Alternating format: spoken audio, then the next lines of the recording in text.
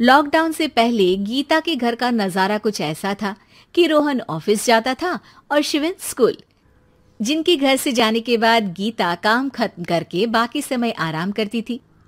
लेकिन लॉकडाउन के बाद ऑफिस और स्कूल घर में ही खुल गए और इससे गीता का हाल वो तो आपको देखने में ही मजा आएगा। शिविन, ओ शिविन, महाराज उठने के लिए क्या 21 तोपों की सलामी लेंगे? अरे बिस्तर से बाहर निकल, ऑनलाइन क्लास स्टार्ट होने वाली है। अरे तुम भी हद करती हो, स्पीकर की तरह चिल्लाने की क्या जरूरत है? दिख नहीं रहा मेरी कॉन्फ्रेंस चल रही है। अब कैमरा और स्पीकर ऑन कर रहा हूं, मुझे कोई शोर नहीं चाहिए। इस पर जैसे ही रोहन लैपटॉप का कैमरा और स्पीकर ऑन करता है तभी कुकर की सीटी बजती है। करा लो अब इसे चुप। लॉकडाउन नहीं हुआ, मेरी मौत का फरमान जारी हो गया। दोनों बाप बेटे ने नाक में दम किया हुआ है। ऐसा बोलकर गीता वहां से शिविन के कमरे में पहुंच जाती है, जहां शिविन अभी भी सो रहा होता है। ओ आलसी, अब अगर 5 मिनट में नहीं उठाना तो आज तेरा गेम और यूट्यूब कैंसिल। माँ की बात सुनकर शिविन बिना 1 मिनट गंवाए उठ खड़ा होता है। उठ गया, अभी नहाकर भी आता हूँ। ये नाटक कहीं और, मुंह पर गीला कपड़ा मार और पढ़ने बैठ। शिविन की ऑनलाइन क्लास स्टार्ट हो जाती है, जिस पर गीता उसे वहां बिठाकर रसोई में चली जाती है। थोड़ी देर में उसे कमरे से कुछ आवाज सुनाई देती है, जिसे सुनकर वो कमरे में वापस आती है।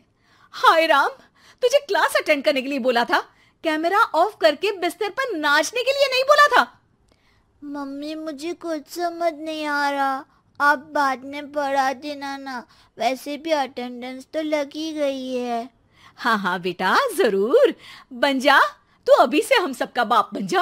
अरे नहीं मतलब कहाँ से लाते हो इतना दिमाग, और पढ़ाई करते हुए ये चला कहाँ जाता है? नाइस क्वेश्चन, दिमाग से पूछकर बता दूंगा। शिविन की बातों से परेशान होकर गीता उसे मारने के लिए जैसे ही आगे बढ़ती है तभी वो कमरे से बाहर भाग जाता है। अब शिविन आगे आगे और गीता हाथ में चप्पल पकड़े उसके पीछे पीछे पूरे घर में दोनों घूम रहे होते हैं। इसी बीच वो रोहन के पास पहुंच जाता है और शिविन को मारने वाली चप्पल रोहन के लैपटॉप पर जाकर गिरती है। ओए माँ! मम्मी, अब पापा को चप्पल मार रही हो? वो आज तक के रिपोर्टर, चुपचाप जाकर क्लास अटेंड कर ले, नहीं तो अगली तेरे पीछे लगेगी। इस पर शिविन वहां से चला जाता है, जिसके बाद रोहन गीता से कहता है, इस सर्कस के लिए कुछ बोलना चाहोगी? अरे क्या करूं, जब से तुम दोनों घर में रहने लगे हो, घर अपने आप ही सर्कस बन गया है और मैं तुम्हारी नौकर। कभी बेटी को संभालो तो कभी बाप के नखरे उठाओ।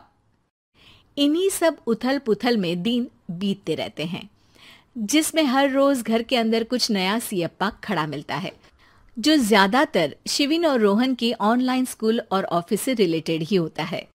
एक सुबह, शिविन चल उठ, आज की क्लास जल्दी है। कैमरा ऑफ करके आप अटेंड कर लो। अरे ऐसे छित्तर पड़ेंगे, दादी नानी सब एक साथ याद आ जाएंगी। गीता की लाख मशक्कतों के बाद क्लास तो खत्म हो जाती है, लेकिन उसके बाद शिविन फोन इस्तेमाल करते हुए इंस्टाग्राम रील बनाने लगता है। रसोड़े में कौन था? तुम थी, मैं थी, कौन था? कौन था? हाँ, मैं गरीब हूँ। अरे ओ गरीब के बेटे, आजा, मैं बनाती हूँ तुझे गरीब। मैं बताती हूँ रसोड़े में कौन था। पढ़ाई करने बोलो तो इनकी माँ मर जाती है, और ये पागलपंतियां जितनी मर्जी करा लो। गीता शिविन को डांट रही होती है, तभी रोहन बीच में बोल पड़ता है। अरे बच्चा ही तो है, इतना गुस्सा क्यों कर रही हो? बेटे का साथ देने की इसी एक कोशिश में अब शिविन के साथ साथ रोहन भी गीता के गुस्से की सूली पर चढ़ जाता है। अगर बेटे पर इतना ही प्यार आ रहा है तो इसे क्लास अटेंड क्यों नहीं कराते? खाए कोई पचाए कोई, कल मुझे चुन चुन कर सबको मेरी बद्दुआ लगेगी। उन्होंने दुनिया का और इन बाप बेटे दोनों ने मेरा जीना मुश्किल कर दिया। गीता वहां से चली जाती है, जिसके बाद रोहन शिविन से कहता है, अरे तुम्हारी मम्मी इतनी भड़की हुई क्यों है? आपकी वजह से पूरा समय घर में रहते हो और उस पर कोई काम कराने की जगह बस ऑर्डर देते रहते हो। अच्छा बेटे, सारा इल्जाम मुझ पर, पूरा दिन तो वो तुम पर ही चिल्लाती है। हाँ, मतलब दोनों का 50-50 है, कुछ करना पड़ेगा। वो कहते ना, make the best out of worst. I have an idea. वैसे तुम्हारी माँ सही कहती है, बहुत जुबान चलाने लगे हो, कम बोला करो। अगली सुबह रोहन और शिविन अपनी गलती को सुधारने के लिए गीता के उठने से पहले घर का आधा काम खत्म कर देते हैं, जिसे देखकर गीता खुश हो जाती है और फिर बाकी बचा काम वो तीनों मिलकर पूरा कर लेते हैं। जिसके बाद अब वो सब मिल बांट कर हर काम में एक दूसरे की मदद करते हुए लॉकडाउन